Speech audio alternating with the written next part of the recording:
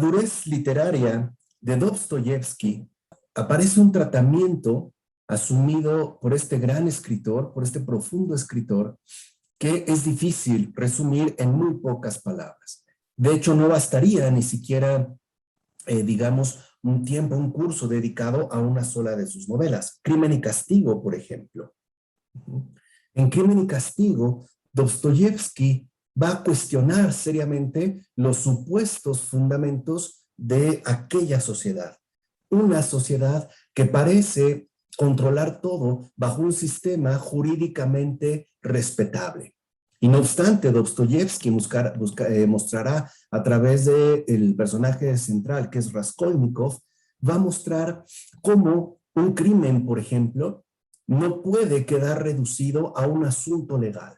Es un asunto ciertamente moral, es decir, humano, que tendría que ser abordado con mayor detenimiento y con mayor exigencia de comprensión. De hecho, en Crimen y Castigo, de acuerdo con Dostoyevski, ¿no?, se enfatiza lo siguiente: un ser humano puede perder la cabeza por una idea. Puede incluso cometer un crimen como el que comete Raskolnikov, no precisamente por los criterios habituales atribuidos, por ejemplo, al hurto. No puede cometerse un crimen sin necesidad de que se considere como tal. Es decir, uno puede estar ciertamente obsesionado con una idea y no obstante, ¿no?, ir más allá de los parámetros habituales que impone, por ejemplo, un sistema jurídico. Pero esto no se queda ahí, o sea, no solo es una crítica al legalismo del mundo actual, es también una crítica a esa falsa ilusión de que la felicidad, por ejemplo, se encuentra en el confort. Aquí Dostoyevski va a ir más allá y dirá que no, que la verdadera felicidad se alcanza con el sufrimiento. Esta es la ley del mundo, pero que en efecto equivale ciertamente a una suerte de renacimiento interior que transfigura por completo la propia experiencia humana. Por decirlo en pocas palabras, en esta obra tal parece que para Dostoyevski el ser humano no nace para la felicidad. El ser humano la ha de merecer y siempre a través del sufrimiento, que es parte de la visión ortodoxa que Rusia ha mantenido en su venerable tradición. Y en este hecho, insistirá Dostoyevski, no hay ninguna injusticia, porque la vida requiere, digamos, de sacrificios inmensos, cuyo sufrimiento logra más o menos como nivelar los avatares o la serie de circunstancias que pueden llegarse a experimentar. En fin, pueden decirse muchas cosas de Crimen y Castigo, pero aquí lo que queremos es desplegar, aunque sea brevemente, unos destellos mínimos para poder readentrarse, leer o incluso releer estas grandes aportaciones que Dostoyevski ha realizado y que nos pueden ser de un inmenso provecho. Dostoyevski empieza a sumergirse cada vez más a fondo en la realidad antinómica, compleja, cruda de nuestra realidad humana. Y dará un paso más adelante, por ejemplo, en Los demonios, escrita después del Idiota.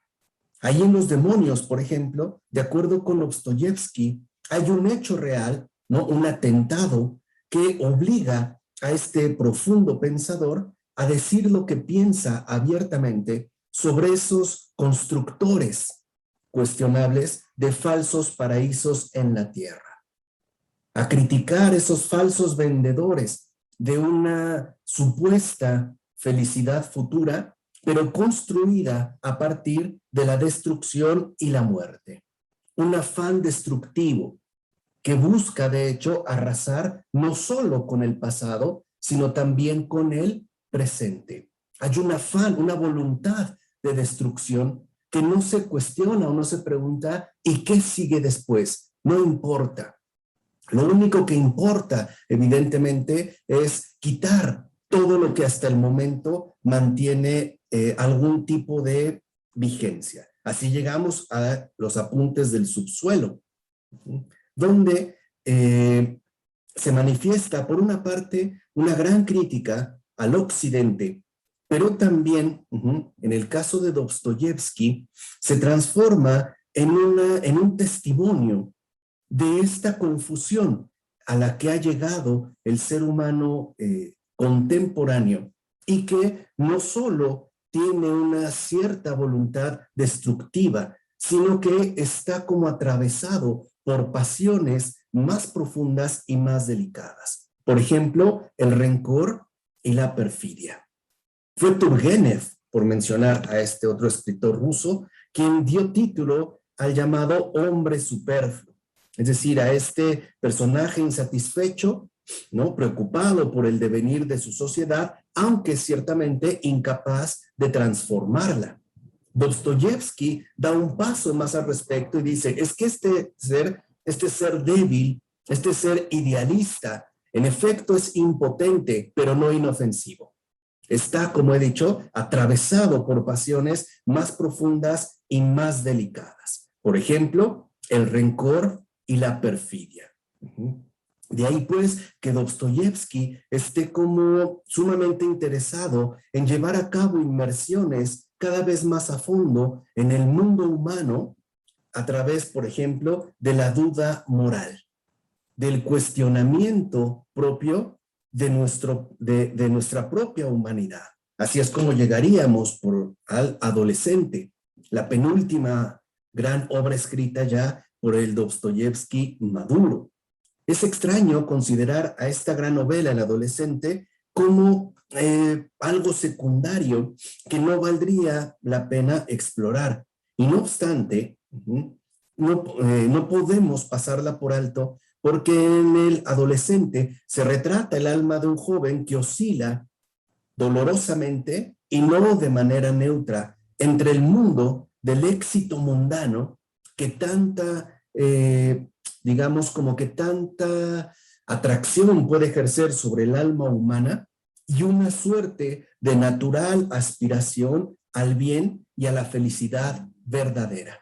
O sea, el adolescente se mueve a través, pues, de múltiples desgarros y no puede cumplir ni su aspiración natural, ni tampoco sucumbe de lleno a este espíritu mundano que parece estar acechando siempre y en todo momento. Finalmente llegaríamos a los hermanos Karamazov. Aquí la idea central es que todos somos responsables de todo y de todos. Todos los hermanos Karamazov, por ejemplo, son de un modo u otro responsables de la trágica muerte de su padre, Fyodor Karamazov. Y así pues, no solo cada uno de nosotros será responsable de sus propios actos. La gran lección de este escritor profeta, de este profundo visionario, y que no será escuchada, como suele ocurrir con los verdaderos profetas, es que todos y cada uno de nosotros, no solo, repito, somos responsables de lo que hacemos, sino de todo lo que ocurre en el mundo. No obstante, a pesar de que este panorama no pueda ser, digamos, de lo más halagador, nunca pierde de vista ese eje central que atravesará todas sus obras y que es, en efecto, su preocupación por lo divino, su verdadero interés por Jesucristo.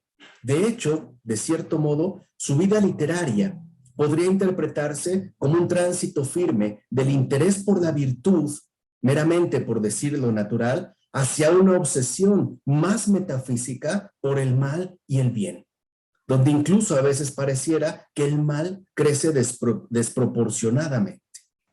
Es más, podríamos decir que incluso el propio escritor, en tanto escritor, es decir, el escritor Dostoyevsky, vive y asume su obra como una suerte, como una especie particular de conjurar el mal. Aquí ya estamos, pues, ¿no?, en otros niveles importantes, porque para Dostoyevsky el problema central es siempre de orden moral y religioso. De hecho, parece quedar claro que el abandono de la fe lleva a las personas a buscar refugio en falsas verdades.